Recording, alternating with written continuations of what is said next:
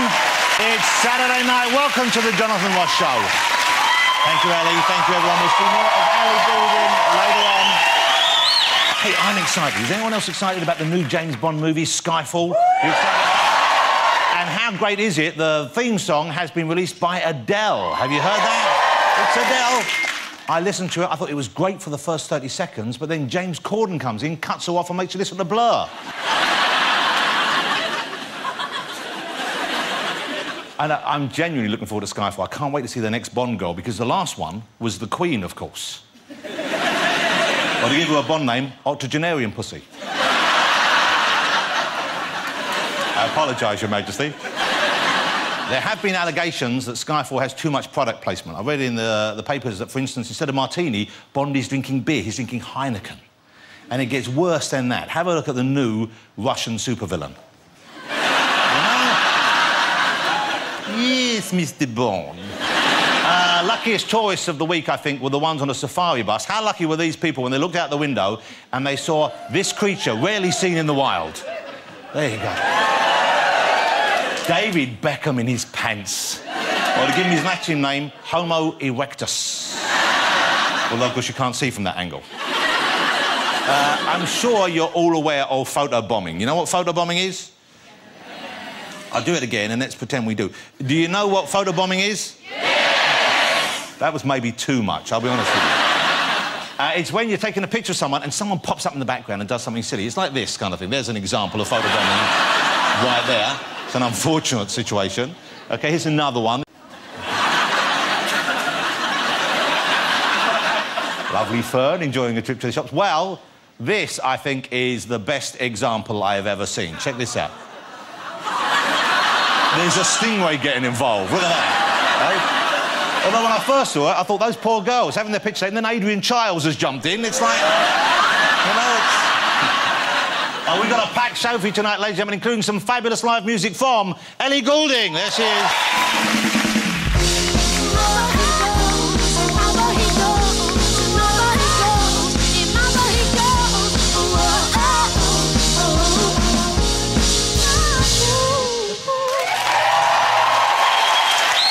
Thank you, Ellie.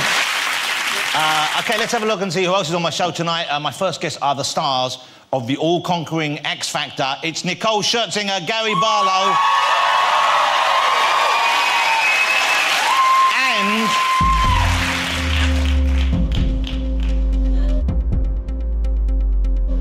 Dermot O'Leary! Oh, it's too short. We build the tension. We build the tension. Not long enough. No, come on, man. Dermot, I want a big hug when you come out here. Getting one, big guy, don't worry. That's what he does. And you've got to promise no dancing, OK? No promises. We were going to have all 4 judges on, OK? We had all 4 judges booked, but 2 couldn't make it. I want to just check this is right. Talisa is filming late tonight. Is that right, guys? I believe so. I think Louis at the hairdresser's. Yeah. I heard he was picking up from the dry cleaners. Nicole, how lovely to see you. Hello. The lovely Nicole Scherzinger, ladies and gentlemen. Nicole, you know, how many people have been watching The X Factor? You know some of the characters on it, because Nicole was the one who put Rylan through. OK? Don't we love a Rylan now? Well, come on. Have you been standing too near the track when Lewis is racing? What's going on with your ears? He's grown a lot in the competition. It's not just about singing, you know, so... I'm sure he'd be thrilled to hear that. I mean, he's got a good voice. And he's bringing it, he's bringing it. I love him and I love his snood. That's the thing he's wearing over his head. That's not a euphemism. OK. My next guest is the nation's favourite brain box. It is the fabulous Mr. Stephen Fry, ladies and gentlemen. There he is. What, who? Large as life and twice as handsome. Now, Stephen, it's lovely to have you here. You've been away. I know you're here in the UK and we're going to talk about your play at the moment, but you've been filming the second part of the Hobbit series of films. That's right. Or what may now turn out to be the 3rd part, or indeed the 4th or 5th. They seem to be stretching it out into infinity, but it was a small book that's become 3 films, and I'm not in the 1st, which is being released through Christmas, but I think I'm in the 2nd. I'm going back next year to do another couple of months on it, so it may be for the rest of my life. I will be using it. Well, do send me Scottsboro jokes and, you know, peanut butter and British food, if you can. Well, that's all we have time for. shortest question I've ever asked someone. 20 minutes. Stephen Fry, ladies and gentlemen. OK, my next guest is one of the biggest-selling music artists in the world. It is the fabulously talented and very beautiful Taylor Swift. Taylor Swift. Hi. Hello, Taylor. Hey, you know, while touring the world, I want to check this with Taylor, you've learned a little bit of different languages so you can talk to the fans in, I believe, Japanese, Korean, Italian, Spanish, German, le français aussi, I believe. Well, I can say like 4 things in each one of those languages. Okay. If I was to choose one at random, then, what would you say in Japanese? Arigato, hi, moria gateru. Wow. And then you go like, yeah. What does moria gateru mean? It means, are you having a good time? Yeah. So you say hi, which is yes. Hi. If you are, I don't know if you are during this conversation. So that's presumptuous. Sukoshi. So you do speak, so really, if we were to say you're not fluent, but you could say you speak like 6 or 7 or 8 languages? Like a few words in each. Do not give me credit for that. No, that's pretty good. I want to ask Stephen how it feels to be the Alan Davis in the room right now. I know, I'm completely squashed by her brilliance. I once undertook to try and learn... I once undertook to try and learn because you're worth it in lots of languages. And I'm omdat je waard het bent is, for example, Dutch for because you're worth it, which is it's a nice thing to say to Dutch people, you know, when you buy them a drink or something. Omdat je waard het bent. It surprises them. So I would recommend that. I once knew the word for ashtray in a lot of language. Staphylococcus in Greek. I don't know why you waste money on the studio. It's fun doing the show here. Just save it, ladies and gentlemen. That's our show there. Right, we've got Taylor, we've got the X Factor guys, we've got the fabulous Stephen Fry. Wow. I'll show you this, though, before we get on, because have you been enjoying the pop sensation, he's known as a Korean act, I think he's from LA mainly, Psy doing the Gangnam Style, you know, the... OK. Well, it's #1 now, I believe. It's the #1 video on YouTube as well. I think you've all seen it. If you haven't, just have a quick look at this. This is a reminder. I love Gangnam. Oppan Gangnam Style. Gangnam Style. Op, op, op, op. Oppan Gangnam Style. Gangnam Style. OK, so, we love that, but this week I made a discovery that it is just as good, if not better, without the music. Take a look. Gangnam Style. Op, op, op, op. Oppan Gangnam.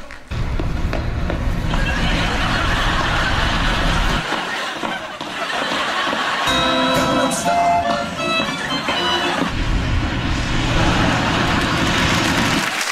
There you go. I think maybe it's even better. OK, it's time to get my first guests out. They have the future of pop music in their hands, or at the very least, the Christmas #1. It is, from the X Factor, Nicole Scherzinger, Gary Barlow and Dermot O'Leary.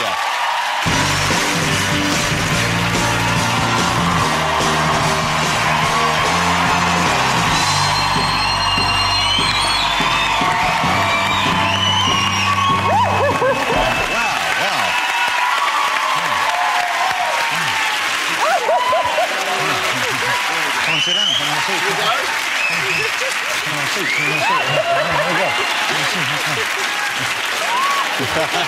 Come on, sit down.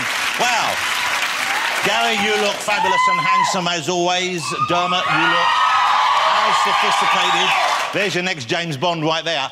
But Nicole, that skirt, my God, that's about as tight as a skirt can be, isn't it? Thank you. How do you get yourself in and, more importantly, out of something like that? I wiggle myself in. Wow. So congratulations, all of you, because the series has been great. Hasn't X Factor been great so far this year? Some real finds, some great funny moments, some kind of really lovely emotional moments as well, of course. You're now onto the live shows. Is that easier? Is that harder? Do you prefer them? Would you rather it be still the kind of early stages? Gary, let's start with you. Yeah, it's like another show starts, really, when the live shows start. It goes into another gear, and I think it gets more exciting, actually. OK. Nicole, you like the live performances more? I like the live performances because, you know, we get to see them perform in the moment with a real audience. But I find myself, like, getting, like, weirded out a little because everybody's so loud and then I'm speaking and I'm like, what? Oh, my God, what's going on? It's crazy. It's chaos, but it's exciting. And Dermot, you actually get something to get to do do now. something. Yeah, because in the other shows, really, it's basically you hug people and say Sort of sorry. just a pop music social worker, really. I just sort of go, all right, sorry about that. So, yeah, no, it's great to be actually doing something. Remember those dreams you had? They've gone. Have a hug instead. OK, so let's talk about the different kind of groups you've got to look after, first of all, and who all your favourites are. Because, of course, Nicole, you have got the boys. Yes. OK. Louis has got the groups, I believe. Tulisa has the girls. Yep. And you have no chance, because, of course... That is not true. But they haven't won since... Is it Series 1 that one of the oldies won? Is that right? That was a piece of information I didn't know until now, so now I am worried. So that was Steve... is it Brokenstein? Steve Brokenstein. Yeah. It's not Steve Brokenstein. No, no. It's not like a lumbering Frankenstein. It's Brokenstein! I think this is the thing that historically through this competition, it has been the joke category. But, you know, if you think the over 28s, you look at most of the singers out there, you know, Beyonce, Rihanna, they'd be overs. I just... Rihanna's not over 28, is she? Is she not? No. Let me redo that. Well, Nicole, you're 17, We're right? reminded of that when she came Rihanna's 15, I think. Sorry, Rihanna. Sorry, Rihanna. Yeah, she's not. I'd just squeeze into the overs. I'd just be an over. You're what, are you 44 or 45 now? Stop it. 41. You're 41? Yeah. You're not bad for 41. You'd be better for 45. He looks great. He looks great. I know you have real discipline, and so I know you enjoy working for that, but are you a bit of a bully to the others? Does he keep an eye on what you guys are eating? The strangest thing about what Gary does is we'll sit down and Gary will have his own dinner. But I always say to Gary, and I know sort of what I want for dinner by about 11 o'clock in the morning. I say, oh, I feel like I'm a fish guy now, do you know what I mean? Whereas I always say to Gary, what are you having? And he'll go, I have no idea. As the plate arrives and as he starts to fork it into his mouth, so you have no idea what you're going to eat, do you? No. Wow. Isn't that weird? You know what, because he's like the Terminator, really. He's focused on no, yes, eat, listen. He's like that. It's all business with you guys. He's not so picky about his red wine, though. He likes the little vino galazzo. Any red wine. Any red wine? Yeah. Picky with food, not with drink. So, because you do, clearly, I've seen the show, you clearly get drunk during the shows sometimes. I think we've all seen it. That's right, isn't it, Nicole? That's not the handle. He has it in a teacup, doesn't he? Because you see the teeth go a funny colour by the end. It's either wine or Ribena. You know what? That is actually slightly true. Because, no, I don't drink during the ITV1 show, but as we flip to ITV2, and I realise less people are watching, my tea arrives and it has got red wine in it. Wow. And this is Jaeger bombing it for the second show. Now, let me just talk about some of the other characters, because what we all love about the early stage of the X Factor, I think, we love seeing the new talent arrive. We also see the people who maybe shouldn't be there, who maybe you think maybe their friends would have said to them, well, what are you thinking? And they're still up there. Do you have a favourite of the kind of the more eccentric? Are you talking about Jerry Halliwell?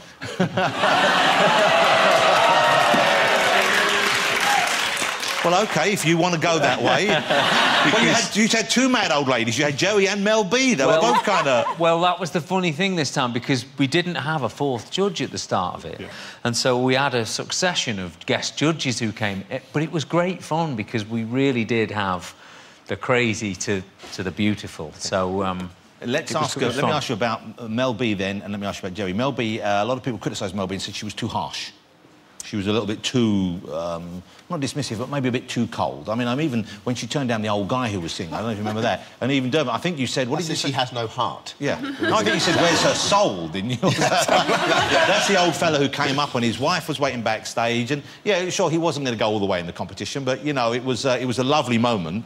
And Mel B just... She's like a Dementor, isn't she? She's got But, you know, I really enjoyed her on the show. I did too. Because I think, especially when there's a guest judge, I think they feel sometimes compelled to say yes to everyone. That's happened a few times, I think, don't they? Yeah.